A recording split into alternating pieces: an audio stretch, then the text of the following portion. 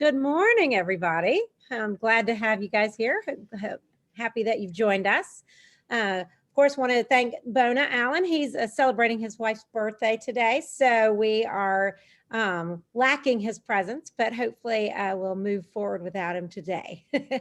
Thank you, of course, to the rest of the steering committee for helping us with our content and getting our speakers and continuing to add this value to our membership. Also, of course, welcome to our sponsors. And we have a few of them online today. If you could unmute yourself, and I will call on you to see if you can just say hello and say a few words about what your company does. Is anybody on from Fifth Third Bank? Is Todd on? Then Steve Clay from Planful, he's on. Hello, Steve. Hi, good morning, everybody. Here at Planful, we believe in the vision of continuous planning, which is a framework for delivering modern financial planning and decision-making in all the pockets of your organization. And we're excited to be a sponsor for this chapter and for others, and looking forward to great content today. Thanks. Thank you. Thank you for your sponsorship. Ryan Hansen, I know you're on from Robert Half, one of our new chapter sponsors. Hey, good morning. Can you hear me okay? Yes. Excellent. Good morning. So yes, very excited this morning to join you guys. As most of you, everyone knows, Robert Half is one of the oldest, most specialized recruiting and staffing companies in the U.S. Been around for over 70 years. The area that I focus and practice in is accounting and finance, and very excited to have Dan Danisco on as one of the presenters today. Very excited to have him with the group. Well, thank you for your sponsorship, and thanks for being here today, Ryan.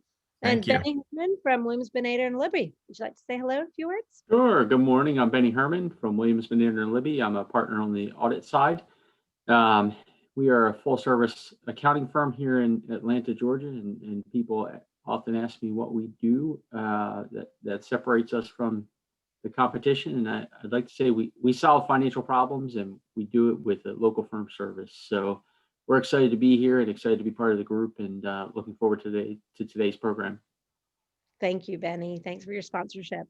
I think we have Jimmy LeBeau on from NetSuite. Yep. Hello, everybody. Good morning. And yeah, NetSuite is the #1 cloud ERP. You'll hear a little more from Renga today, which I'm very excited about. Very excited about the topic and the speakers today. Yeah, NetSuite, we help people out with financials, accounting, inventory, CRM, all that good stuff. If you have any questions about ERP, Oracle, NetSuite, cloud, shoot me a little personal message.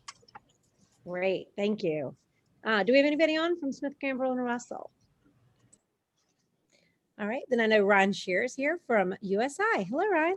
Hey, good morning, everybody. Ryan Shear here.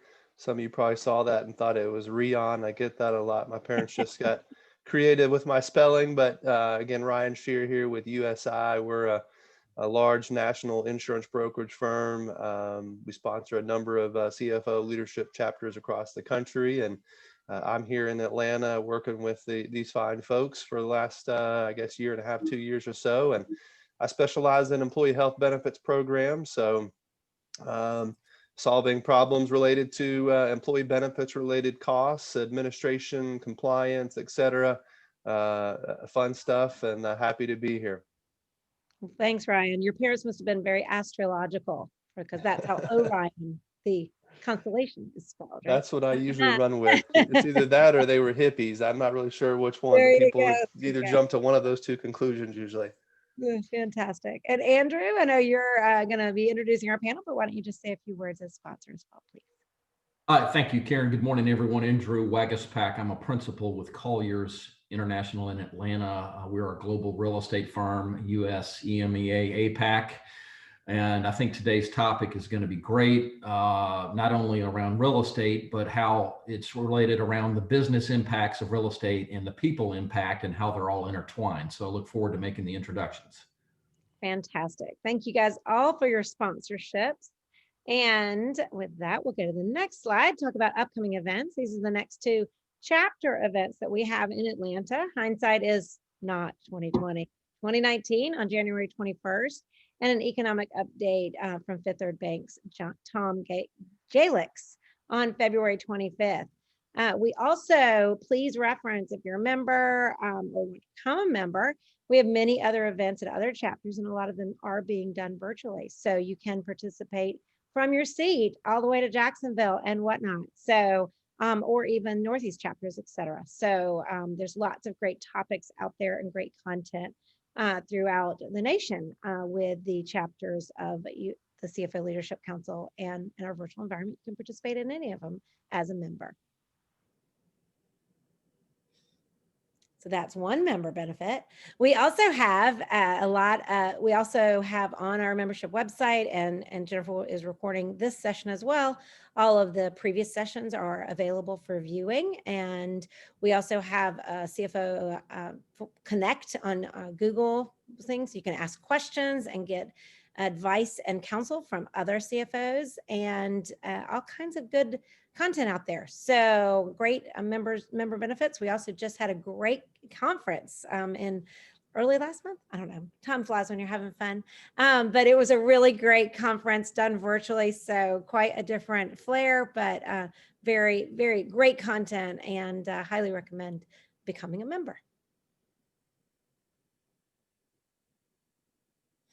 And now I will turn it over to Andrew to talk about the future of work and our great panelists. So take it away, Andrew. Thanks, Karen, and good morning again, everybody. I'll keep it brief, but we have a great group of speakers this morning. This has been a very, very popular topic. We've gotten a lot of feedback that a lot of people are interested on what in the world is going to happen next year, when and how are we going to go to work, and how the people and business components are all intertwined with that, as I mentioned. We have Ranga Bodla, Vice President, Field Engagement and Marketing at NetSuite, a division of Oracle. David Damiani, Partner, CIO and CFO at Ballantine Private Wealth. Dan Danisco, Senior VP of North America of Robert Half. And finally, my partner, Keith Persky, who got up early dialing in from Austin, Texas. He's our workplace strategy expert.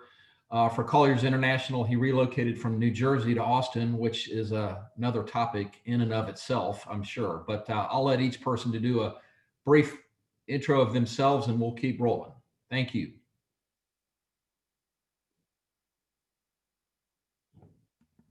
Ranga, why don't you go ahead? Thank you so much, Andrew, and looking forward to this conversation. We had an earlier prep call this week or last week. I don't even remember anymore, but we had a great conversation. I'm looking forward to moderating the conversation. We are a national sponsor for the CFO Leadership Council, and so as part of that, I get to speak to a number of the chapters of the CFO Leadership Council, and I'm actually based out of Chicago. So like Keith, I'm off on the time zone a little bit, but looking forward to. I've been here at NetSuite for about 10 years. Prior, when we were an independent company, and now part of Oracle. So looking forward to the conversation this morning and speaking with all of you some more. David?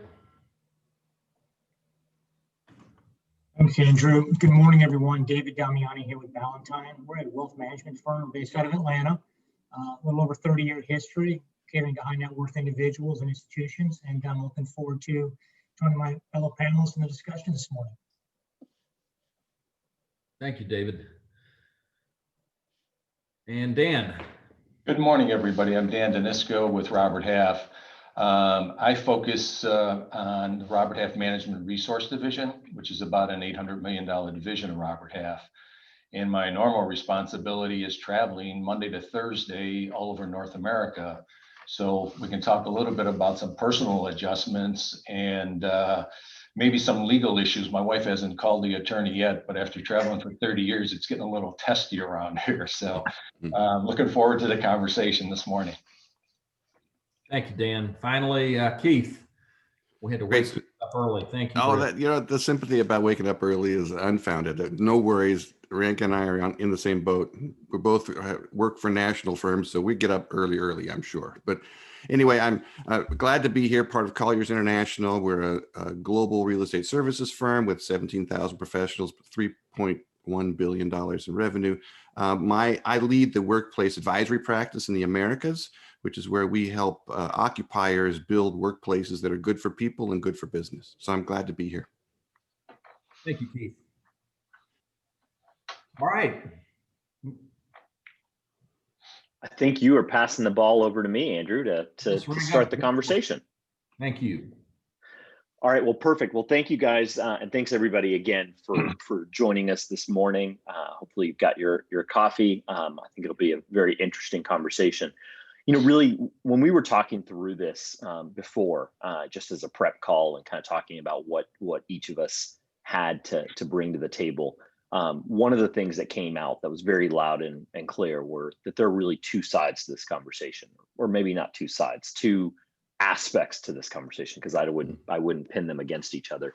And we're going to try to talk through both of those this morning. I know we only have about an hour, so it's going to be, you know, there's a lot of conversation to have, but, you know, I think it's important that we cover both the people side of the equation, which, you know, as the conversation evolved, we see as a very important aspect of this. The other is really the logistics / real estate side of things.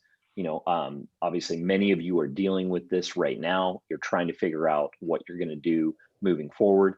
And so we wanted to make sure we cover some of those things. And later on in the program, we've got some data that Keith is actually Keith is going to be presenting, or providing to us that we can talk through, which is just, you know, some of the results.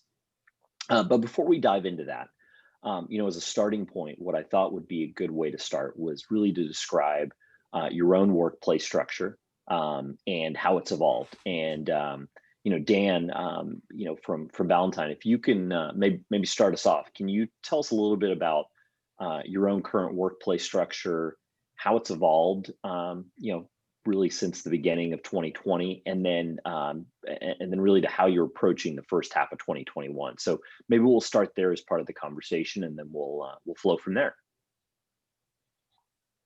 So Ranga, you said Dan, but you said Valentine. You want David to go? Sorry. Yes. David, I'm looking at you and thinking one versus the other. Thanks, Ranga.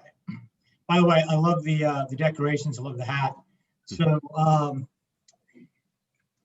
how have we evolved? Well, a few things. We had I don't even want to call it unfortunate or fortunate circumstances. We renewed our lease last year, about October, and had we known then what we know now, perhaps we would have made a different decision. And I think we'll get to that part of the conversation here shortly. But we actually, during the pandemic, first few months this year, January, February, March, April, all the way up through May, had contractors in our office expanding our space by about 50%. Meanwhile, we had no one in the office. So it was effectively, there were about 4 of us here. We all had about 5,000 square feet each to ourselves. So it was a pretty spacious office environment. And we're looking at that again now, trying to figure out, well, not a bad decision. I mean, you can't plan for a pandemic, can't plan for an emergency. Tactically, we had to make some shifts. Part of it too is we're an old guard investment firm, and very formal in our office environment, different from some of the others where the open architecture in terms of space is, I think, taken the front here in the last several years, where we require offices, we need workspaces, individuals need space to have privacy and conversations with clients or with colleagues. And we're seeing that there's maybe a reversion more back to that now for other reasons. People don't want to be in a open space sitting 2 feet from one another because of different reasons than because maybe their breath is bad. But we have all the space now, and we've also relaxed our dress code.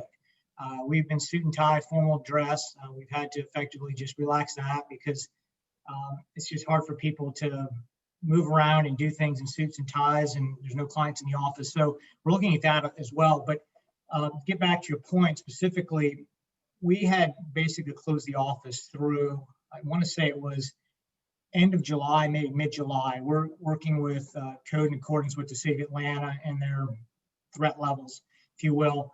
And we at no point in time have more than 75% of our staff in the office, and we've had to stage people so that we do provide the appropriate distancing. Folks are walking around with masks on, things of that nature.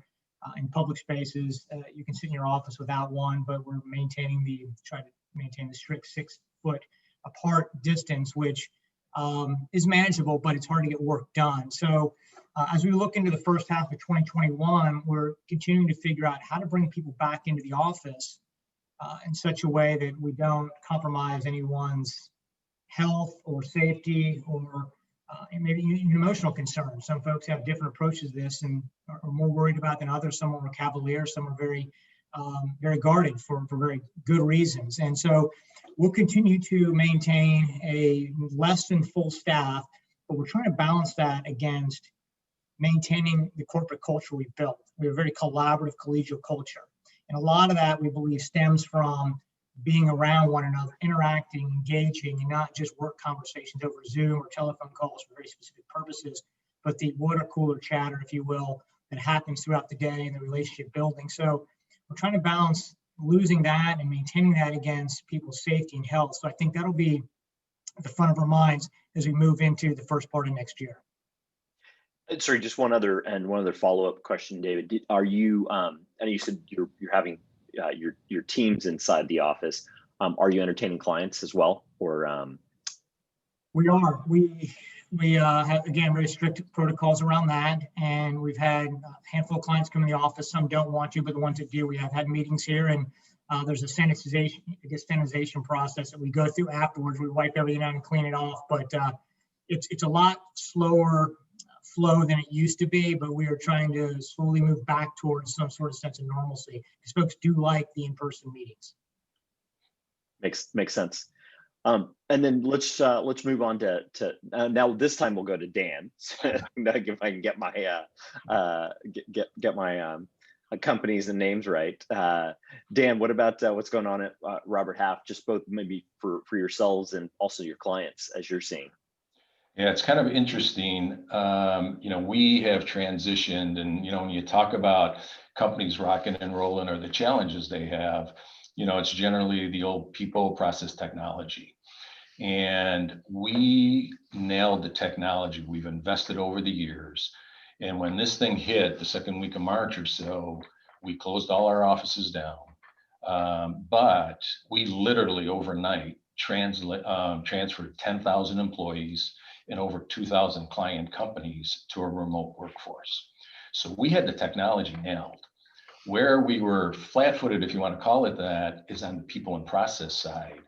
And like David, our culture, we have people who are doing recruiting and or business development. We're set up in a bullpen environment, and there's a buzz that goes on, and I think people really just enjoy that interaction. So let's fast forward to today. We have soft openings in some offices. Certainly we're in compliance with the state mandates, but where I'm headquartered in Tampa, for example, we've been open about 3 weeks, complying with the 6 foot guidelines and et cetera. But what's happened over the last 9 months is now we have 3 camps of people. We have the one camp that says, hey, this is great, working from home. I never want to go back. There's another camp who is like, maybe this flexible Monday to Friday from home. And then there's the old guard, maybe like me, I can't wait to get back to whatever we'll call normal. Okay. And our challenge is we want to accommodate all 3 of those, from a safety reason, from a personal satisfaction reason. But that's a challenge in an environment that thrives on what I call juice. And the other challenge we have, we're getting to a point now where we're starting to either rehire and onboarding new employees in what I would call the sales culture is a challenge remotely when you're not in. So we don't know where we're going to be 6 months from now, but as we go through these soft openings, it's kind of interesting. People don't want to come back in. We have room in the Tampa office for 25 people to be in compliance. 4 or 5 people are showing up just because some of the restrictions that are also along with entering into the office. Now, the good news is we're productive. Okay, we've proven that by and large, but there's some people that just aren't cut out to work from home. And we've noticed that difference in the productivity. So those are kind of the challenges as we go forward. From a client perspective, tale of two cities. Some clients are steadfast that people have to be on site. And what's evolved out of that is competing for the best talent in the marketplace. Because now, with our ability to deploy people remotely, the best talent has options. And I was on with a client yesterday here in Tampa, adamant to have somebody on site. And it's like, we can do that, but you're compromising what you're going to get. We showed them a profile of somebody who was available remotely and somebody who would be willing to show up on site. You looked at the profile and said, oh yeah, this is great, but they don't want to show up. Here's who will show up. You go, oh no, I don't want this. So now it's becoming a recruiting and an advantage to some companies that have some flexibility, but not all functional positions are going to thrive in a remote workforce. So that's kind of where we are right now. That's great. And Dan, just one follow-up question. Any early lessons learned from those soft openings that you guys have done? You mentioned that there's been a number of soft openings around the country. Any early lessons learned or things that you or others were surprised by?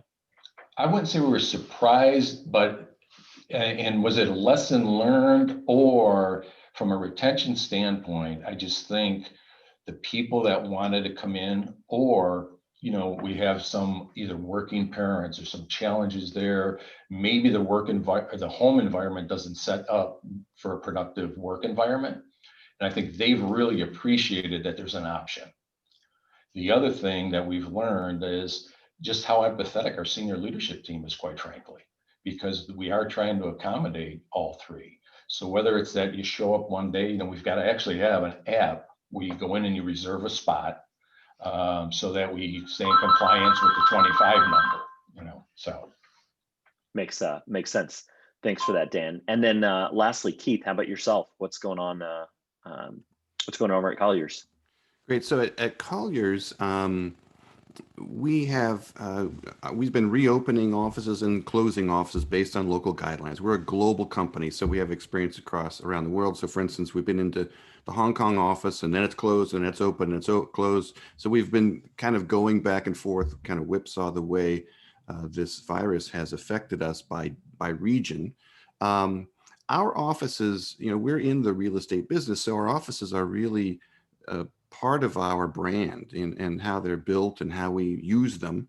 And so there has been an urge and kind of a push to get back to the office. Our brokers use their personal office spaces as their tools to create business. And so they're used to being in the office. That interaction, the way we transfer knowledge and learn from each other, happens in the office. So there's been a real kind of a push for that, but we haven't gone back to our offices. A few brokers are allowed to, and they go back because they really need to be in the office. But I like what Dan said, is that there are people who have always been pretty virtual in the way they've worked before COVID, and they're still doing well doing that. And they've, we know that the utilization of our offices before, our people were in the office less than half the time. So, and when we do these kinds of measurements with clients around the world, it tends to be about 50% of the time. You're at your desk about half the time. Which means you're busy and productive somewhere else. And I think that this whole experience has accelerated our movement into a future that's no longer exclusively location-based. And what I mean by that is that it continues this trend of blending our digital and physical participation in work and in our personal lives. And so I think that those who were able to work in a rather virtual, location agnostic way are thriving. And those who really need to be in their office, we're allowing them in some cases to be back in the office to work. So I think that Dan's kind of slicing of the data is of the constituents is accurate. So I don't know if that helps. No, that does, Keith. And just a couple follow-up questions. You mentioned, and I meant to ask this to Dan as well, is you mentioned that you're allowing on both of you. Is it all allowing, or is there any specific requirements that you're putting on folks to be in the office on a periodic basis? We're not requiring people to come to the office. If we're allowing it under certain conditions and circumstances, both local jurisdictional rules and we have a whole set of things that you have to do to self-monitor and report and things like that. Makes sense. Yeah, similar with us too, Rango, where it's all self-discipline basically. That taking your temperature, that you haven't been exposed to anybody with COVID, et cetera. But it's on the honor system pretty much. Makes sense, right? But it's not like you're at this point you're trying to accommodate those three groups, seeing how it naturally falls out, and then we'll evaluate it moving forward. One of the things, Keith, I know that you have some data about how it's going, how it's going Sure. so far. Jennifer, could you bring that up? I know you're just finishing up the poll side of things, but when you've got that, if you could pull that up, please. Sure, no problem. I'm pulling it up now. So let me set this up. So this experience, put on that first slide up there, that'd be great. This whole experience has been for a workplace strategist like myself and my team, fascinating, right? We are very busy. We're very curious. It's like the Super Bowl for us, right? There's a lot going on. So what we did was Colliers jumped in March and when this first hit, created a global survey. And we asked people about their experience working from home. There was a bunch of questions. We got about 5,000 participants in the first survey. And we asked questions about the places that have been traditional knocks on being able to work virtually. Can you be managed? Are you productive? Can you do the work you need to do? Is culture and connection being affected negatively? And so I had a couple of things just to show, because we did that survey in March, April, and then we redid the exact same survey in September, because we wanted to see if there were cracks starting to show or what the trends are starting to be. Because I mean, between all of us, we're 10 months into a generational shift in the way we perceive work and how it's done.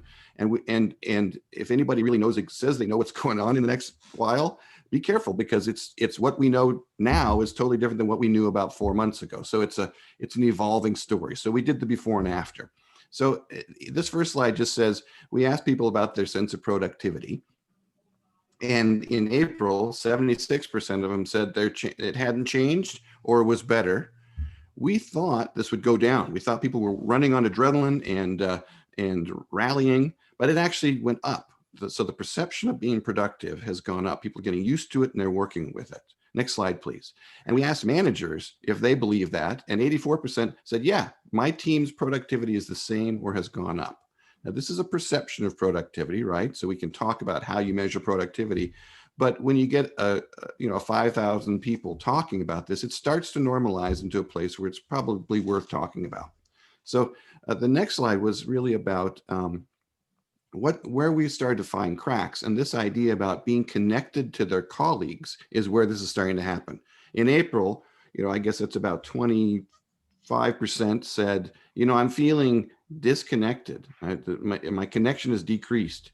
And in September, that number has gotten bigger. So it's about 32% are saying, look, I'm feeling disconnected.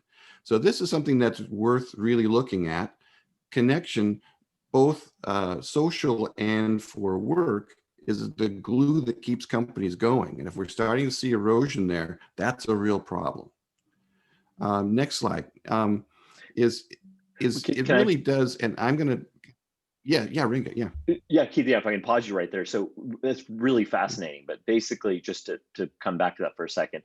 So what you're seeing is, in general, perception is the productivity has increased. People figured this out. They've kind of gotten into the swing of things. They've kind of figured out a way to work, at home and in this environment, but at the cost of the personal connection. That's right.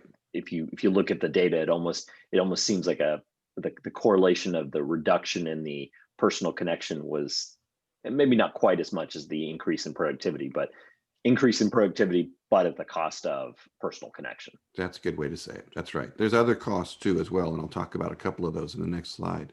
But Okay. You're right. And this one really just talks about activities and where people have expressed it's easier to do at home versus in the office. And so part of it is, again, I'll go back to Dan's comment about people's work styles. There's people prefer to be virtual or prefer to be on site. There's preferences. There's also activities. So what activities work well at home versus work well in the office? And you already know this. Collaboration, learning from each other, even the social aspects of work better when we're together. There's a purpose for place. Place is not going away. We have to be together.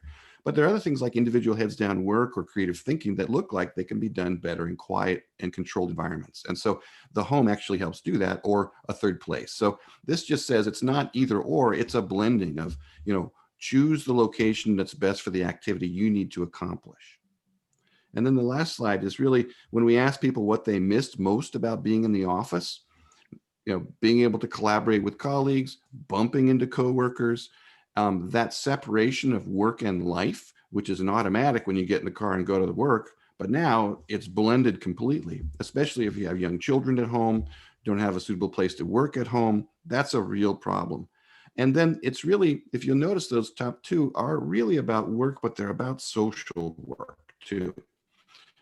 It's so being social, the social aspects of people just being colleagues, working for a company, the mission of being connected to the mission of the company, that's starting to be missed. And so as we think about the next chapter of what the workplace can be, we have to make sure that these people aspects of working with each other socially and being connected, not isolated, must be addressed. So whatever happens, we need to make sure that those things don't get forgotten. So that's from our big global survey. We're doing a big report on it out next week. That's great. That's great, Keith, and I'm sure the group would love to get that. And sorry, just to clarify, that's it was global, so it covered not just the U.S. but also Europe and Asia as well. That's right, and we sliced the data by region and by country, and so we have a white paper that came out in the summer.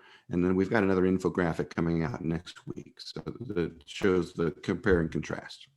Awesome. Definitely. I think that'll be great to look at and see some of the results. Glad to share, by the way. So, David, I'd be curious, what's your reaction to some of the data that Keith's shown and kind of what you're seeing specifically for you guys, in your own organization? Yeah, no surprise here, but we did a similar thing where we ran surveys and the data is spot on, similar to what Keith just talked about. And that is, folks, there are things that they thought they would miss that they don't miss. Obviously, people are not missing the commute time. They're not worried about losing all that time doing nothing and finding more time. The separation between work and home life. I think somebody at one point said this, I don't know if it was my organization, I heard it somewhere else, but working from home full time is like sleeping at the office. So there's a separation. Folks feel like they are working more when maybe they are, maybe they're not, who knows, but when there's no distinction between your personal life and your work life, that starts to create a drag. But the opportunities to think individually, be completely unencumbered with distractions is something we've heard a lot. People just stopping by for maybe real questions, right? Or chit chat can be distracting, but also has its rewards. But the collaboration side is one that I find interesting because we were losing that, and we had to make a very specific focus on the folks that came back in the office to really get together and do more of that. We've tried Slack, we've tried Teams, we've tried all sorts of things, but there's just something that's hard to, I think, put your finger on when it comes to being able to walk across the hall and say, hey, let's just have a quick huddle and everybody step out of their office, out of their cubes and talk about something for 5 minutes versus spending 15 to try to get together to have a 5-minute conversation. So Very similar reactions to what we're seeing there, and folks are adapting, they're adjusting. And, you know, we talked about this a little bit, maybe it'll be something we talk about here in a few more minutes, but very specifically, there's certain job functions that can't be done remotely. The most obvious one is our receptionist. Of course, phones with technology can be forwarded to her and people don't know where she is. But when people come into the office, there's no one there to greet you. So we need a physical presence there. And so I can't hand documents to somebody to scan that's not in the office. So there are certain job functions that are harder to do remotely. There are other functions that are more accommodating to working remotely. And technology has really bridged a lot of these gaps for the most part. And we're surviving, but I think time will tell if this is something that's permanent, sustainable, or if it's more or less something we had to do during this period to survive and get by. And as Dan said, we are at the vanguard, or maybe it was Cage to say we're at a generational shift here. There's no doubt we are. I don't know what the permanency will be, but we're certainly learning a lot of lessons. And I appreciate that the data that's been shared is data I've seen elsewhere. So, you know, we'll just keep our heads down and keep doing the best we can. David, it's your use case is interesting because you've got, you know, you've got some of the people in your office. You've gone back. You've been meeting with clients, so you're getting some of that in person. You're getting some of that collaboration. You know, maybe a little envy over here, but just you know, question for you: are you seeing anybody? Is there change? Is how people interact with each other because they, you know, there's sort of, you know, you have to put these rules on because of mandates and things like that, you know, which, you know, obviously you're trying to make sure you comply with all those and make sure you have the space requirements. So as a result, are you seeing, you know, people not comfortable, even though they're coming to the office? Are you seeing people not comfortable interacting with others or how they interact with clients? Are you observing any of that? Yeah, you know, I think we made it purely voluntary to come back into the office. So the folks that are coming in, I think there's a greater degree of comfort with being around others, obviously distanced and masked up and everything else. So those who are not comfortable are not coming in. So we made that availability there, and we're trying to accommodate as much as we can. It is a little bit weird. I mean, we're a 42-person shop, and I know everybody and everybody knows me and everybody knows each other. And we, you know, I know people's kids, their names, their ages, where they go to school, but this is weird. We've got 2 people now at the firm that have started with this I've never met in person. And it's a little weird. One of my newest colleagues, Mallory, who's on the call today, I saw her this morning walk in and I sort of smirked because I said, I don't think I've ever seen you standing up. All I've ever seen is behind your desk, behind a Zoom. We're 4 offices apart and we meet via Zoom. So we're trying to, you know, we could be in the same office, but we can accomplish the same thing being on a computer screen, literally with a wall between us. We're trying to do that. So I think that there are varying degrees, but the folks who generally are in the office are more comfortable with it. But if anybody, let's say, does something that's irresponsible, you know, intentionally, we try to hold each other accountable. You know, I'll walk out of my office sometimes with the mask on and I like to go, oh, let me get back in there. But you know, we're all trying to police each other in a very respectful way, but we don't want to put anybody in an awkward situation where they're not comfortable. So I think that because of this, that what we do have, there's a great deal of comfort and there's a different mindset with the folks who are in here. And, you know, we're just, we're taking all the precautions we possibly can, but who knows? Who ultimately knows where this is going to turn out? So maybe to piggyback on that answer, and maybe a slight to really to all 3 of you, and whichever one wants to answer it. One thing that's interesting is all of you mentioned and that you've been really accommodating to your employees. So if they want to work from home, fine. They want to come in, fine. They want to, you know, some hybrid, that's fine too. What do you guys think of, you know, what's your crystal ball say in terms of, or maybe a crystal ball, just even now, are you seeing today, or do you anticipate seeing any us versus them that happens where, you know, there are a set of people that are like, hey, you know, sorry, I got to stay at home. This is is my situation. This is what works for me. I'm coming in. I can't wait to get back in the office and be working there. Do you see or anticipate any of those types of issues. And I raise this really, I know there's similar conversations in schools, you know, Zoomers and roomers and things like that. So I don't know if you guys, if anyone, you know, Keith, Dan, or David, if you guys have any perspective on that one. Yeah, I mean, I would take that, Ranga, from the standpoint of part of it is tenure as well. What we've noticed, like some of the more experienced people, they can be productive. They, you know, have client relations. They're much more successful in getting virtual meetings set up with clients. It's the less tenured people that I think are suffering from this. And that's, I wouldn't say it's us versus them, but it is almost like that from a business maturity standpoint of, well, why, you know, how come Dan doesn't have to come in and I have to come in? And, you know, we keep metrics. It's very easy from a productivity standpoint, just from outbound activity for effort, that we could see who's being effective and who's not. And that's, I guess, our challenge going forward. And I don't want to make it an us versus them, but it's how do we communicate that, lack of a better way to put it, you almost have to earn the right, you know, to have some options. I mean, the business case, right? The business needs you here. And I think that also speaks to job functions. You know, our tech support group, probably no reason to have 3,000 square feet in California with tech support. They can do that from home. Yet business development in that bullpen environment, I just think until you get to a certain level in your skill, you probably need to be on site. And we've been very careful though, just from, you know, safety first, but are you serious about your career and what do you need to get developed? So that's kind of going to be the dynamic. And we're also seeing that at client sites as well. You know, a lot of it depends on industry. You know, professional services, if they're in the office, they're probably not making money. So it's much easier to, you know, be more flexible. So I just think the job function and the years of experience and tenure make are big factors in that.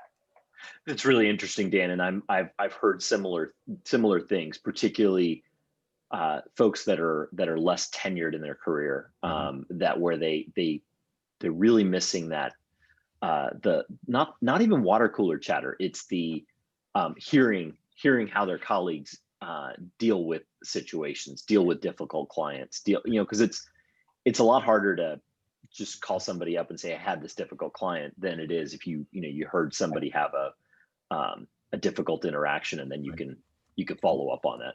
I mean, when I'm traveling, I'm sitting desk side with some of these new people and it's like, wait a minute, put that person on hold. Okay, wait, say this. Or they hear one of the more seasoned professionals overcoming objections.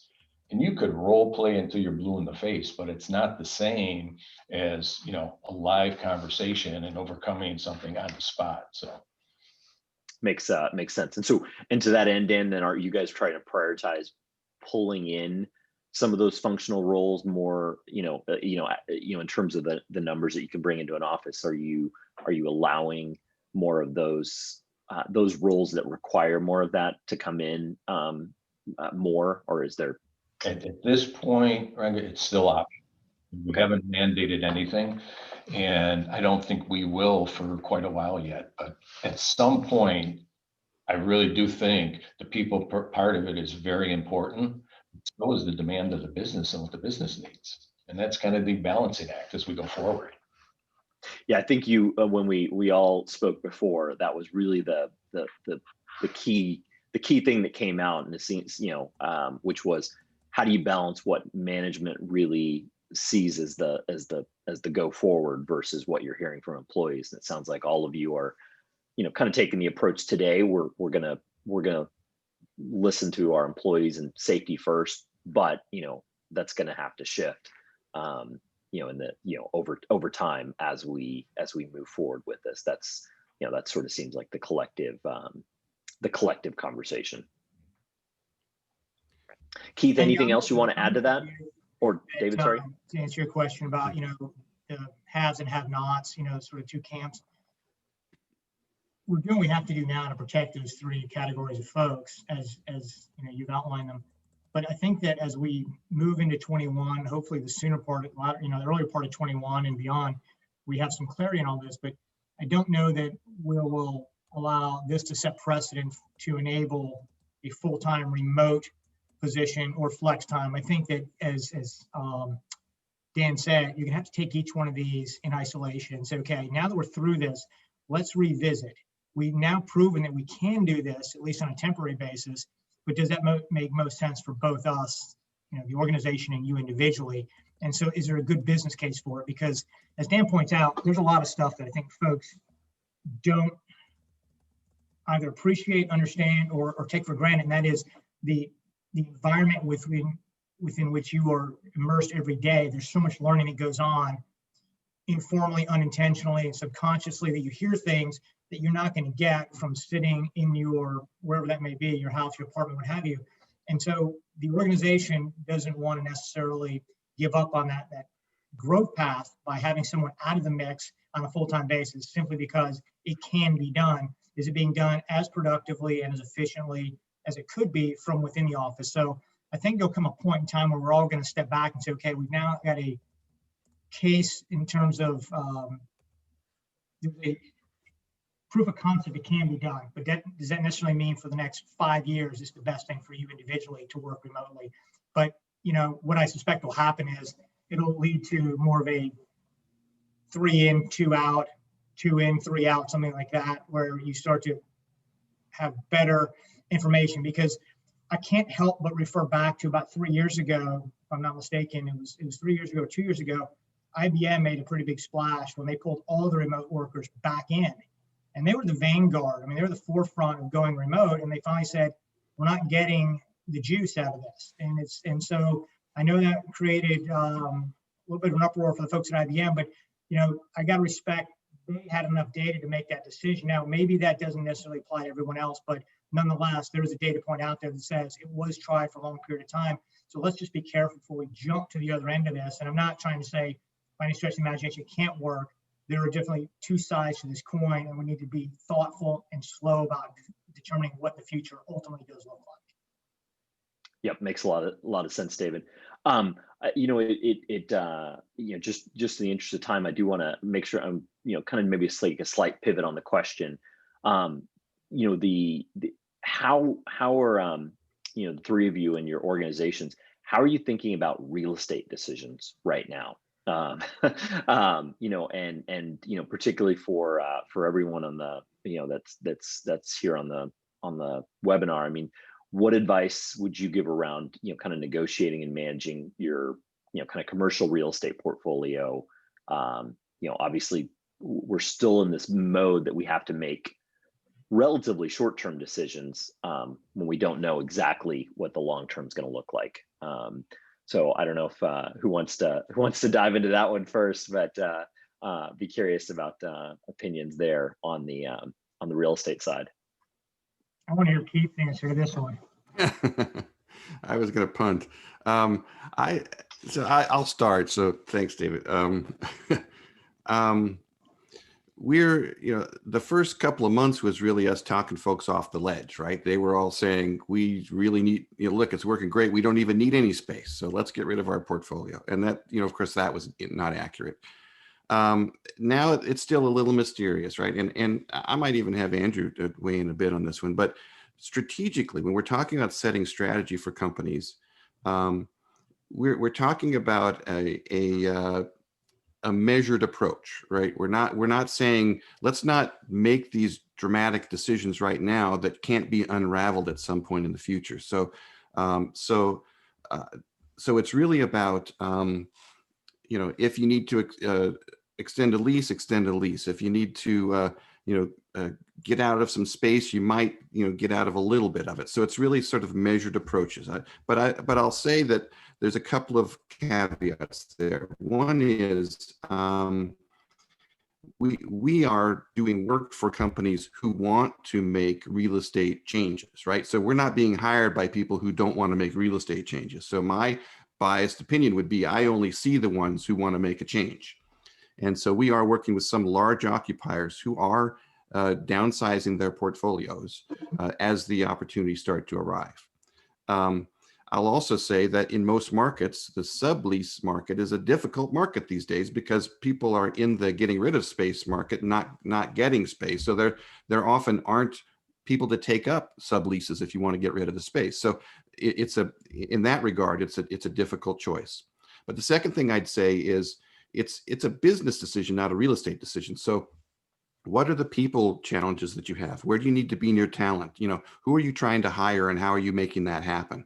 Are there alternatives? Can you work in a co-working space like a WeWork or some other kind of space that helps bridge into the next future? So it's the holistic approach about it being about a business choice, not a real estate choice, and aligning with those larger ideas about growth, maturity, vertical. That's what's really flavoring these. So if there's an answer to that question, it depends on vertical, maturity, and business drivers for each individual company. I hope I didn't hedge that too much, but that's how we're advising folks. No, but I really like the answer of don't make a decision that you're not going to be able to unwind if things change, because you made a decision in April that you're now trying to unwind it. It's obviously gonna change. Ranga, could I weigh in real quick on that? Yeah, sure, Andrew. So just to reiterate what Keith is saying, so obviously a lot of tenants are up against the wall. They have to make a decision with their landlords, most of whom are kicking if the landlord will allow them to kick the can for 6 months to a year, that's what they're just stalling the process rather than being forced into a long-term decision.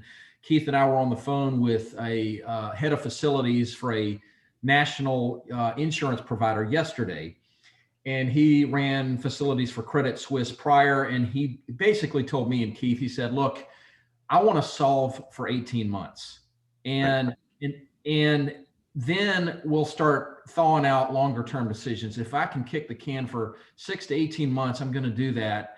And we also had the head of facilities on for Chick-fil-A. And he said, look, I'm not going to make a rash short-term decision for a long-term process. So a lot of these companies, if they can kick the can, they're kicking the can. One question I had for Keith is, very quickly, as people, the pandemic wears on and people get pandemic fatigue. I know the productivity was high in April, June. Well, is that productivity from remote work starting to deteriorate now that people, the social isolation, the lack of collaboration, and maybe we save this for part of the Q&A session, but I'd love to know, is that morale goes down? Is the productivity deteriorating now? Ranga, do you mind if I answer that question? Yeah, go right ahead. So I think Dave and Dan touched on it as well. It's the subtleties that are the important bits that we have to think about. The culture. We've been drawing down on our bank account of being together, right? We've built relationships. We've been drawing on that, the trust that we've built while we're together. But when we bring on new people, they don't have that. They suffer, right? I'm not saying they don't have it, but they suffer. And so it's the subtleties we have to really think about that are the most important bits. How do I get promoted if I'm not working next to the guy who's going to promote me all the time? How do I build trust with colleagues I've never met physically?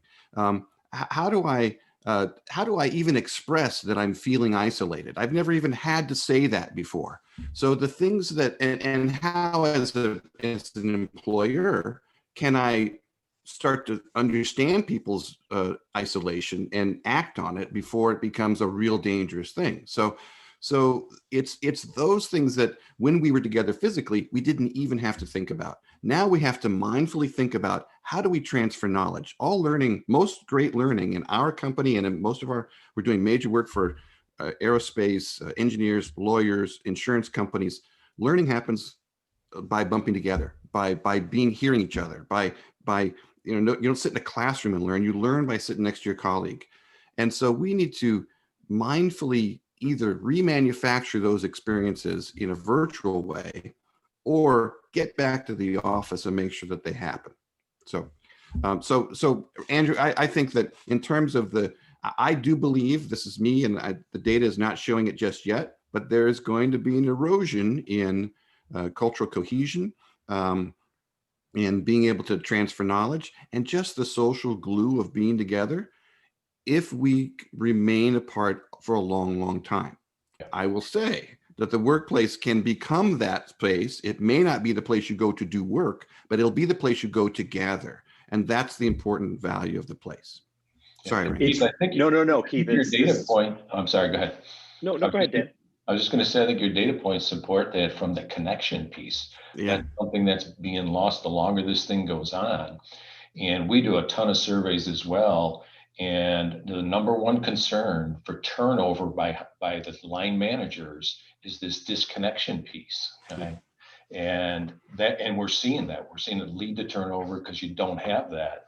And I like the way you ended your answer with, you need some, maybe it's not like we have in Tampa, 8,000 square feet, but you need some space where it's going to be that collaboration space and get together, I think, to keep the culture rolling.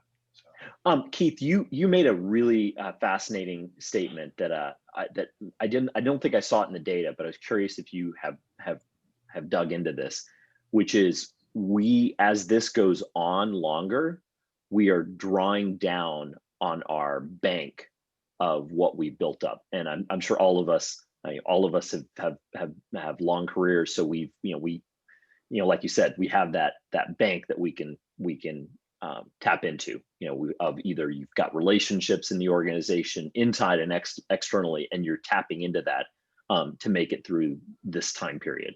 But that's going to run out. And particularly for younger or less tenured employees, that's a real challenge.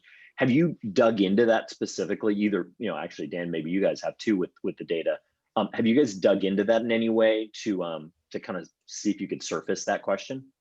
We've done a little bit around the edges, and we're doing some work with a client around this, around trust, which is do I trust my manager? Do I trust leadership? Do I trust my colleagues? Do they trust me?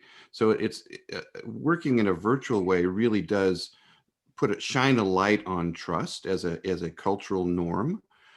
Some companies have trouble with that, and they have not thrived in this virtual environment. Some companies had a culture of trust, were able to pivot very quickly and just continue working. And so so our work really on that subject has been around sort of levels of trust and the culture of trust.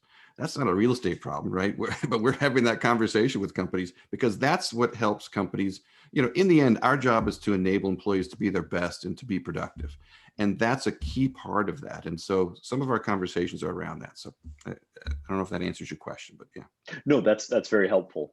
One other, and I'll make sure if you do have any questions, obviously for any of us, please put that in the chat and we'll make sure we answer it. But I had two other questions I wanted to ask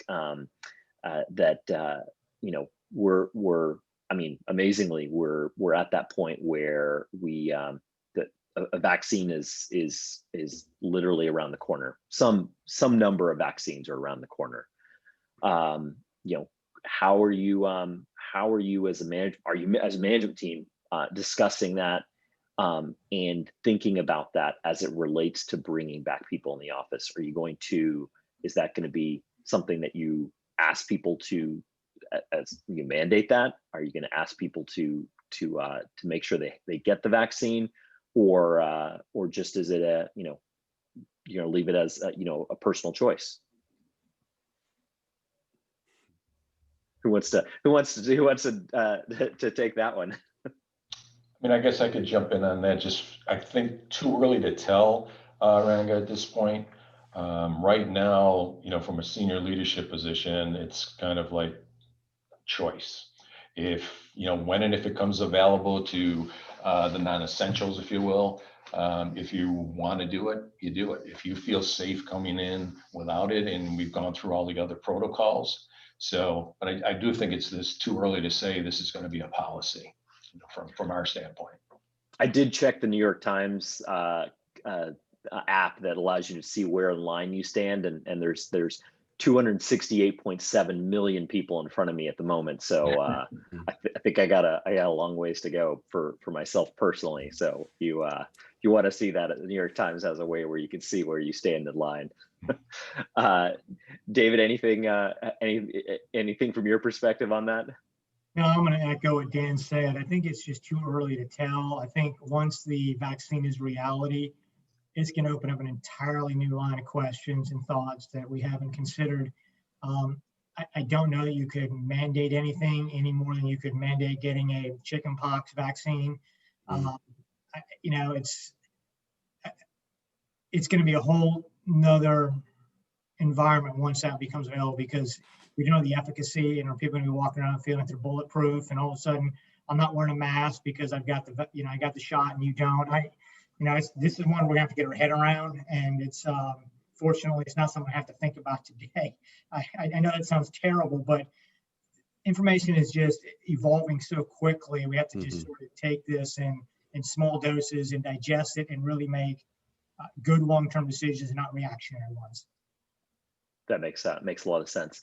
And then maybe the last question I was going to ask before we see if there's any other question I'll make sure I answer from the panel is, are you guys seeing anything specific on the generational side of things? I know some of you've kind of talked a little bit about that and some of the less tenured employees, but what are you guys seeing in terms of generational differences? Millennials, Gen Xers, baby boomers? Well, in our data, we did slice it by age and tenure, and it tracks with what Dan had mentioned. The folks in their 40s and 50s are working pretty well this way. They have established networks and have worked in this way sometimes in this way for a while. The folks who are not thriving as well are folks in their 20s, mostly because they are saying that they need the being together to learn. They're early. They're in the absorption stage of their careers.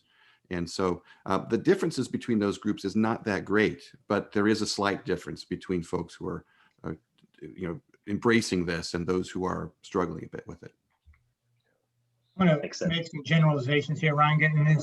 I agree with what Keith said. There's, I don't know if it's generational or age, but somebody touched on it earlier. If you're at home with kids, it's a bigger distraction if you're 23 and you're at home and you have nobody there and you can focus. You got two kids running around in the background trying to, and I love what you said. I think you said Zoomers and roomers. Never heard that before, but maybe if I got it wrong, it still sounds pretty cool.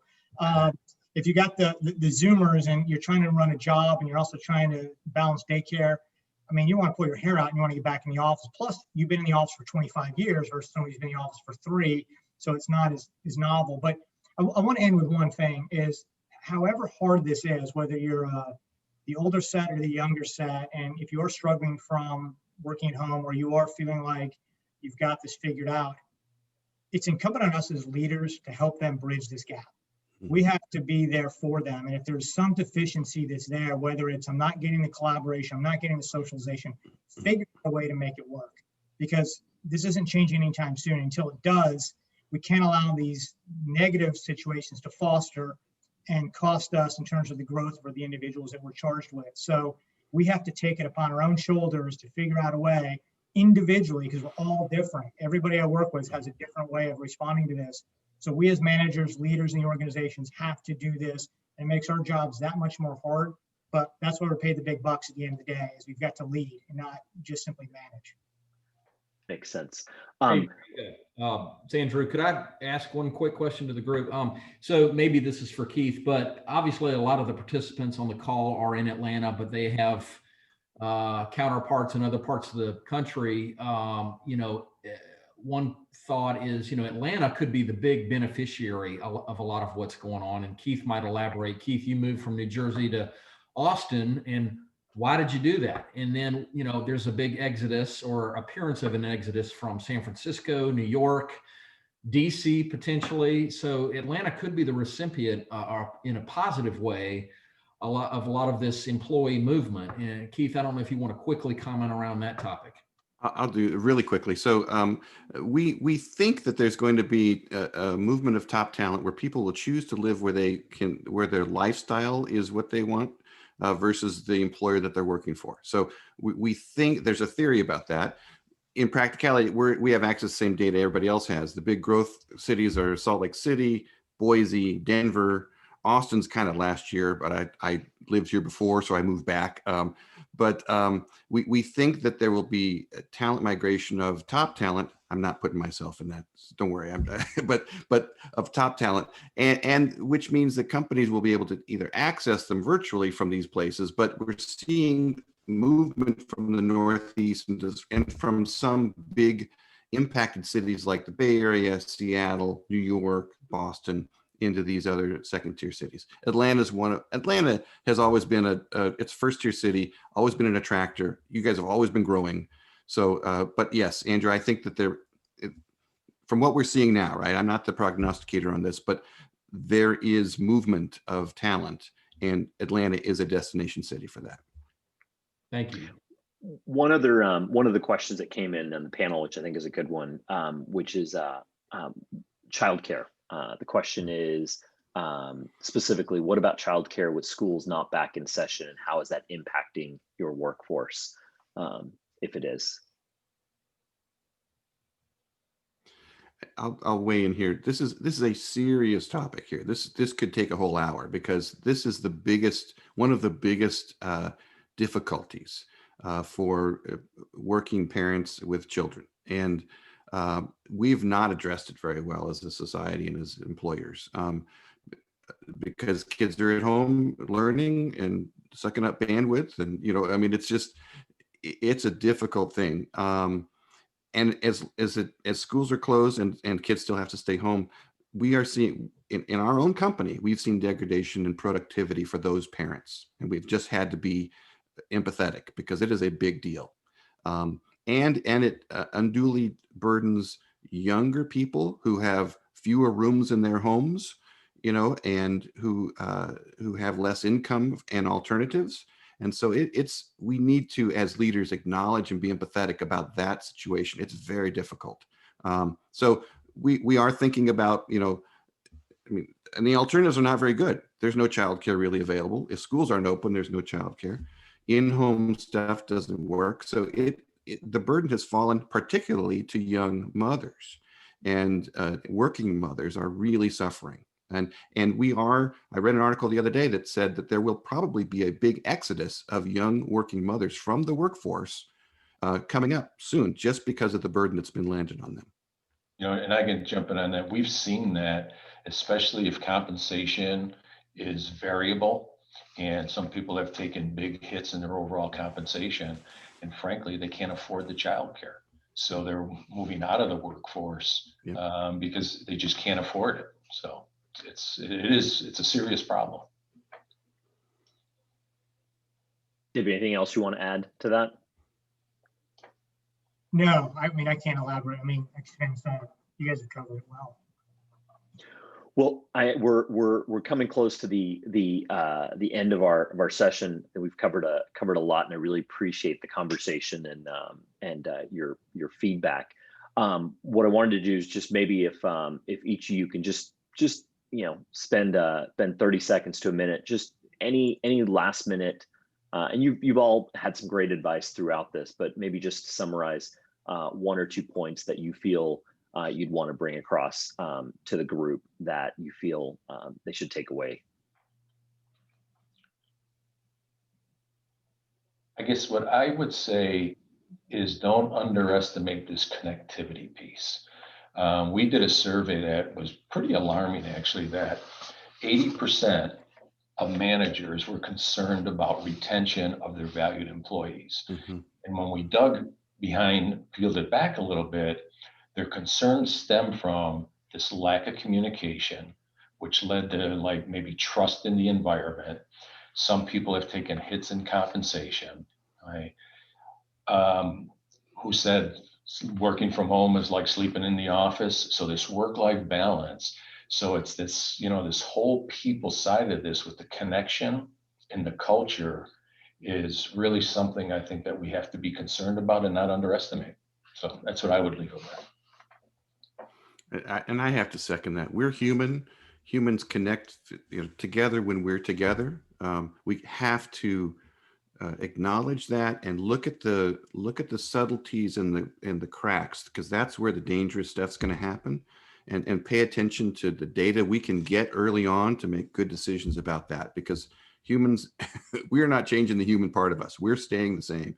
And our environment needs to adapt to us, not us to our environment. And we need to work that way. One other thing I would say is, you started this with there's sort of the management approach and the employee approach, and what management wants might be different than what employees want. And I appreciate that conversation, but the truth is we're all in this together. What's good for the company is good for people, and what's good for people is good for the company.